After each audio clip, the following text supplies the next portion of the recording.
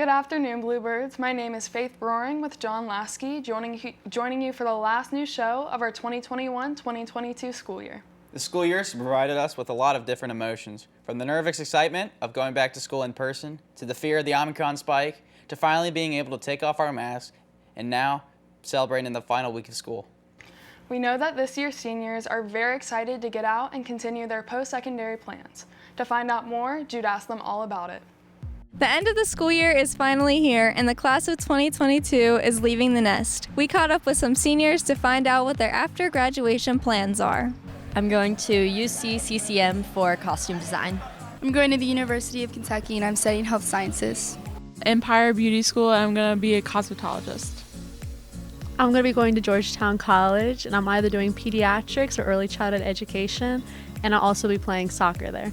I'm going to the University of Cincinnati to study real estate at the Lendner College of Business there. I'm going to Mount St. Joe's, and I'm going to play football, and I'm majoring in health and exercise science. I'm going to Asbury University, and I am majoring in pre-occupational therapy and pre-veterinary. I'm going to U of L, and I'm majoring in fine arts. I'm going to Ohio State, and I'll be majoring in computer engineering. I'm going to Morehead State, and I'm going to be majoring in philosophy. I'm going to Bellarmine University, and I'm majoring in physical therapy. I'm going to UC, and I'm majoring in marketing and international business. I'm going to Purdue University, and I am majoring in plant sciences. I'm going to Transylvania University, and I'm trying to dual major in pre-med and neuroscience. I'm going to University of Louisville, and I'm majoring in biomedical engineering. I plan on going to Eastern for nursing. I'm going to Northern Kentucky, and then I'm majoring in special education. I'm going to UK, and I'm majoring in pre-information communication technology. Maybe going to Enswaller, since I'm hoping to study carpentry after high school. I am attending the University of Kentucky, and I'm double majoring in marketing and management on a pre-healthcare administration track. I'm going to NKU, so that's Northern Kentucky University, and I'm probably going to work with children. I am going to Monsters University, and I am rushing Uzma Kappa. I'm going to Northern Kentucky University, and I'm majoring in business. Going to Western Kentucky University, and I'm majoring in nursing. I'm going to NKU, and I'm playing soccer and majoring in pre-engineering. Next year I'll be attending Auburn University, and I'll be majoring in nursing and Spanish. I'm going to Miami University of Ohio, and I'm planning to study marketing and possibly Spanish. I'll probably take a gap year and travel with my best friend around the United States and maybe Europe a little bit. I'm going to Xavier University, and for now I'm undecided. I'm going to Northern Kentucky University, and I'm going to be studying social working. I'm going to Western Kentucky University. I'm majoring in interior design, and I'm on the dance team. So I'll probably be going to NKU and majoring in biology and stats, but however that might change after I just took that AP Bio test. And I will be going to Eastern Kentucky University for broadcasting. We can't wait to see what you accomplish. Go Birds! Thanks, Jude. We can't wait to see what our seniors will achieve in the future. Speaking of achievement, let's go to our sports correspondent, Macy, for a look back at our sports team's success. Thanks, guys. While we recap the first semester sports in the Winter News Show, let's take a look at second semesters. The dance team traveled to nationals in Orlando and had an impressive showing. The team won grand champs at KDCO Regionals. With trials for the new team already completed, we wish them the best of luck as they head into next season. The boys basketball team had a record of 22-8 and captured their third straight district championship. Zach Barth and Will Harold also hit the 1,000th point mark. The girls basketball team was led by seniors Cece Schick and Meg Gessner. The team made it to the district championship. Both bowling teams had a great season. The boys' season was cut short at regionals, but the girls' team, with only one returning player from last year, swept the regional tournament for the first time in school history and qualified for state. The boys' swim team won region and finished top 10 at state. Sam Jones and Ben Vaught led the team. Sam placed 6th in the 500 meter at state. The girls' swim team also had a great year. A lot of young talent helped out the team, including freshman Sarah Jones, who set the team record for the 100 back. In the regular season, the baseball team played the hardest schedule in the state. The Birds started the year with a trip to Myrtle Beach, where they sparked their successful season. They ended up winning the 36th district championship and competed in region. In archery, Madison Opitz was the top shooter with a .293. The team made it to nationals. Ashton Willis and Madison Opitz qualified for the KHSAA second state. The softball team beat Cooper 10-6. The team is led by Anna Greenwell, Kennedy Bione, and Carly Kramer. Region is this week. Good luck to the girls. The boys tennis team went 12-6 this year and finished up 9th region runner-ups. Eli Bach, John Lasky, and Jacob Clifton qualified for the state tournament. The girls team also finished as 9th region runner-up, sending Anna Valentine, Helen Hallbauer, and Olivia Hoffman to state as well. The track and field teams have many runners that have set new PRs and performed amazing at region. Leaders of the team this season have been, on the boys' side, Jake Welsh, Isaac Surrey, and Thomas Gray Torcell, and on the girls' side, Haley Zell, Kate Jamie, Sarah Thurenhauer, and many others. This year, our esports team won a state title. Under the direction of Mr. Wynn, the Birds achieved success this year in the game League of Legends. Congrats! Besides all of our school sports, some local sports teams have had some exciting events occurring around the city. The Bengals made it all the way to the Super Bowl and truly had an amazing underdog story. FC Cincinnati has also had a great start to their season, and Jack caught up with 2 of the FC Cincinnati commentators to find out more. FC Cincinnati's mission is to be a pillar of the community, right? To be something for fans to come out and feel good about and cheer for their club. And really, we saw that through the USL years and the amazing crowds and the great victories and the celebrations and all that. We've seen some of that in MLS, not as much as people would have hoped, but hopefully we get back to a lot of that, right? But that means also doing things in the community, having community service projects, and the foundation making the city better, and the stadium making the city better, and the team making the city better. And that's really been important for this club since day number 1. You take that next step into MLS, and there's always going to be challenges, right? There's always going to be growing pains, if you want to call it that. Trying to find a new stadium, trying to find a head coach that has experience, trying to find a GM that understands the market, understands kind of domestic and international soccer market, and then having the players that are ready to compete at that level. Those 4 areas I think are always going to be challenging.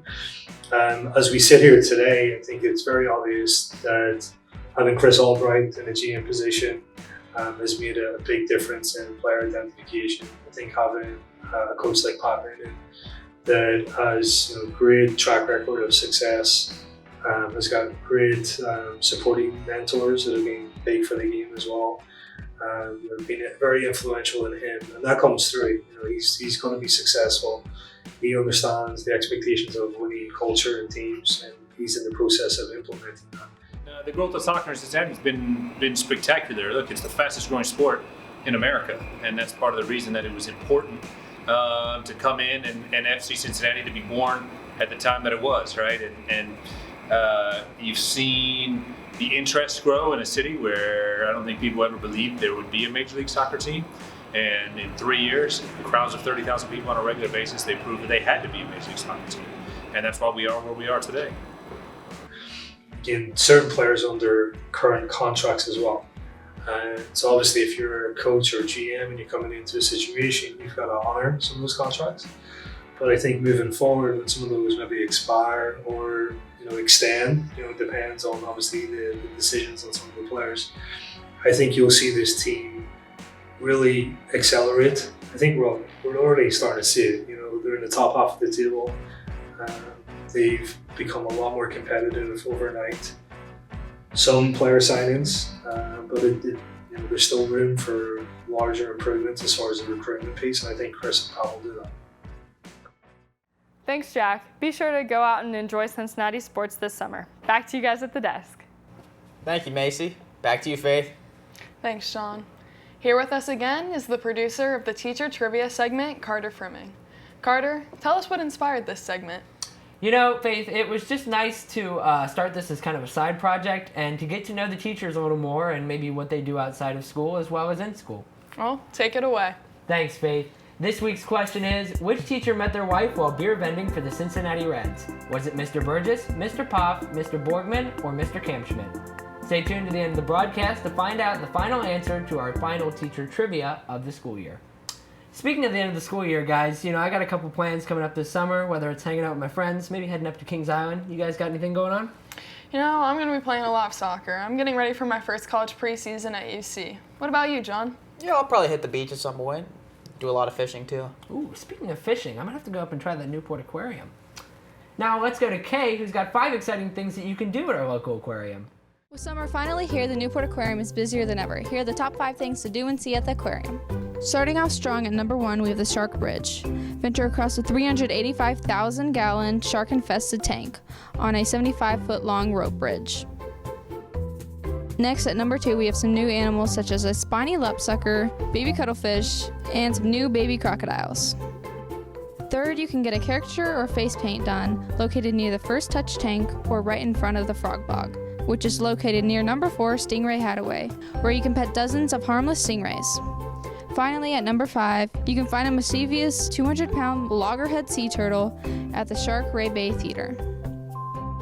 Well, there you have it. Have a great summer, Bluebirds. Now that sounds like a lot of fun. Be sure to check it out. As summer is quickly approaching, many people have made plans for the break. Natalie has more. Hey Bluebirds, some of us are flying out of the nest this summer and we caught up with some people to find out their plans. So my summer plans are I'm going to tour some colleges and then going to spend a week in Florida and then I'm going to spend 5 weeks at GSP. I'm going to the Governor's School for the Arts for Creative Writing from June 12th to July 2nd, so it's 3 weeks in Lexington. So I am flying to Portugal and I'm hiking the Camino. So I'm literally walking from Portugal to Spain. I'll have a day pack and it's a program where they will move my stuff for me. So I'm not like hauling my suitcase, but I'll spend the day hiking and then sleep in a hotel. At the very end of summer, I'm actually going on a trip with my family to Brazil. I'm going to a Dead & Company concert, which has a couple members of the original Grateful Dead in it. And they're going to be playing for a couple hours at Riverbend. So that's going to be pretty cool.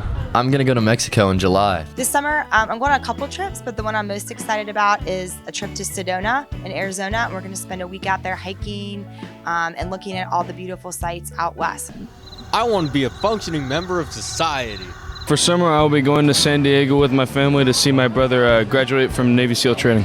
My summer plans is I'm going to Europe for 2 weeks, going to England, Ireland, and France. Over the summer, I'm going on a trip to West Virginia with my good friend, Henry. Well, the Griot family has reached a big milestone. We will check off 50 of the 50 U.S. states this summer. We are going to Alaska. I'm so excited! 50 states! Wow! So I'm going to Spain for 2 weeks in June. I'm doing language training there, and then I'm also spending a week in Madrid with a host family to learn Spanish, so I'm pretty excited for that. Ready. I'm ready to graduate. All those summer plans sound super awesome. And with that, have a good summer. Thanks, Natalie. We hope you all enjoy your summer plans. Now for the moment you've all been waiting for. The Highlands Investment Club had a great year. Let's take a look. This year, the Investment Club brought in many guest speakers and hosted many events and had great success. We caught up with one of its founders, Charlie Gorman, and a few members to find out more. I started the Investment Club last year because I'm personally interested in money and investing and to really just help kids connect with different speakers and just learn about different topics. And also the idea that school teaches you how to get a degree, to get a job, to make money, but it doesn't teach you what to do once you've made that money. So I think that's a big emphasis that I thought that the club could offer. I decided to join Investment Club because I didn't have too much information about what to do regarding finances and investing and stuff like that. I started doing Investment Club originally because my dad does financial advising, so I thought it would be something interesting to get into. So I think this year's been way better than last year, and we've had some really cool speakers. We had an entrepreneur night one night in December, and so we had 3 really great entrepreneurs there, and so that was awesome. We also had CEO Todd Schneider, the CEO of Centos, come in and speak, and that was an amazing meeting. And so yeah, there's just been some really cool meetings this year.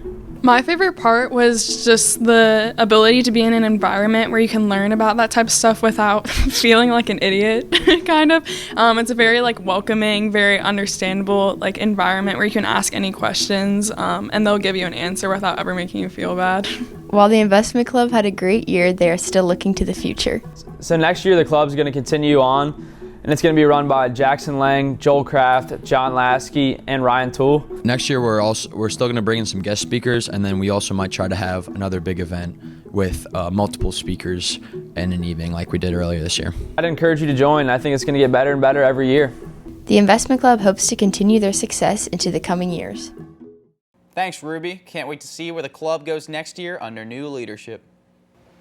These past 4 years have been filled with lots of exciting memories. We wanted to hear what our seniors' favorite moments were.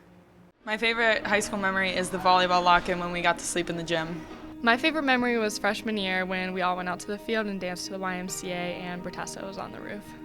It's making it to the state championship game in soccer my sophomore year.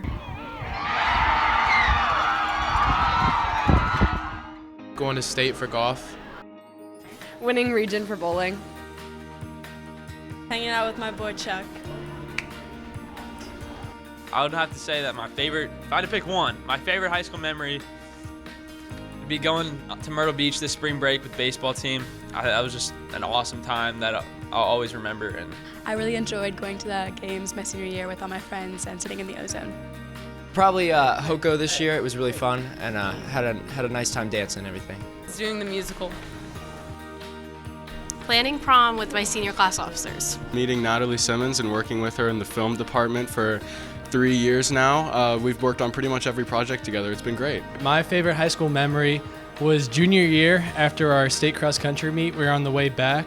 It was pitch black out, and Mr. Bertasso hit a deer on his way back with this tiny little car, and his car was completely totaled. So the entire team got out. We pushed his car like 200 yards. There was like 20 people out there. It was just so much fun. Our favorite high school memory is winning state in basketball. I'm sure all seniors will have memories like these that they'll cherish for the rest of their lives. Speaking of memories, the broadcasting team has had quite a few memorable moments themselves between all of their mess-ups this year. Let's take a look.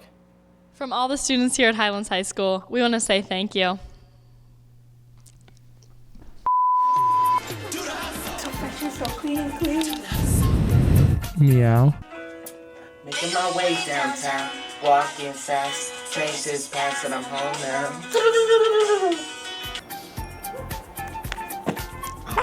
There have now been a total of 9,602,000 total cases reported in Kentucky.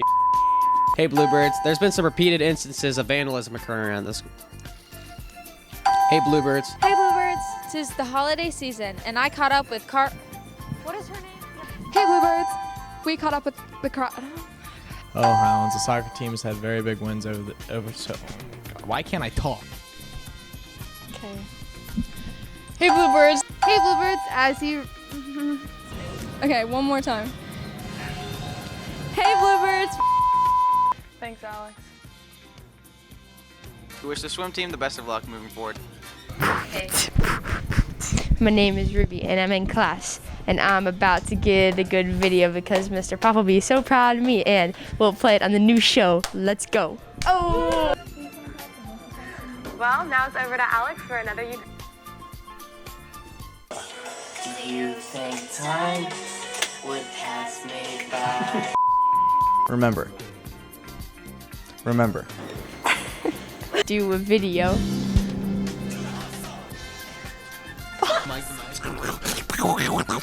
I'm old.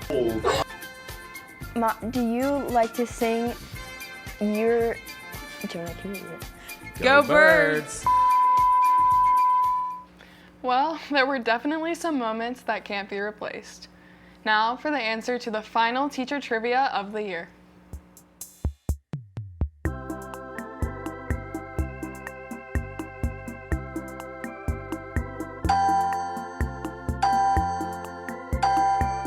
Yeah, so I'm not the only former vendor in the department here. So Mr. Listerman, Mr. Eckley, shout out to you guys. You guys are also former vendors, I know. But yeah, I met my wife through vending at the ballpark. I was walking up and down the steps vending.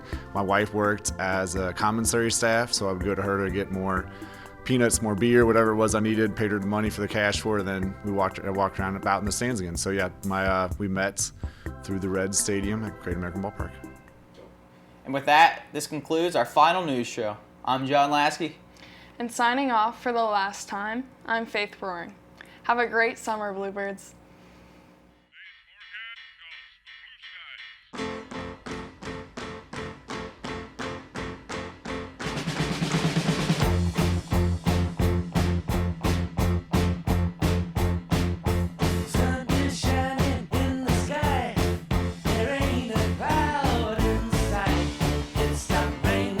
Everybody's in the play, and don't you know?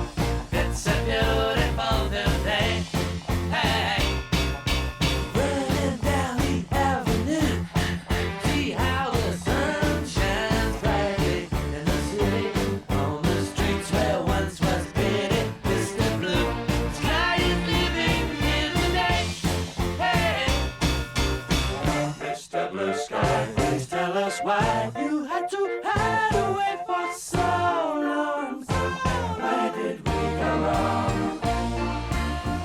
Mr. Blue Sky, please tell us why you had to hide away for so long. Where did we go wrong?